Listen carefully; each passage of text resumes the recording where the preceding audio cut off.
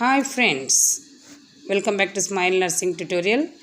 Today we are going to speak about the International Nurses Day. May 12th is an important date to all nurses as it is the anniversary of the birth of Florence Nightingale, who is widely considered the founder of modern nursing. In January 1974, this day was finally officially made International Nurses Day.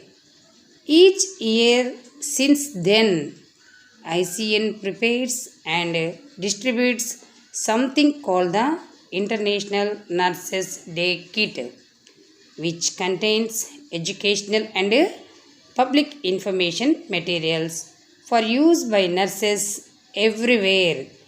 There is a different theme that is attributed to International Nurses Day every year.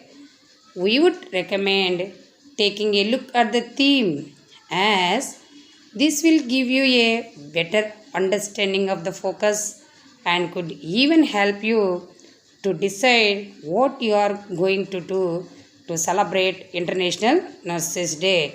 For example, one of the recent theme was Nursing the World to Health.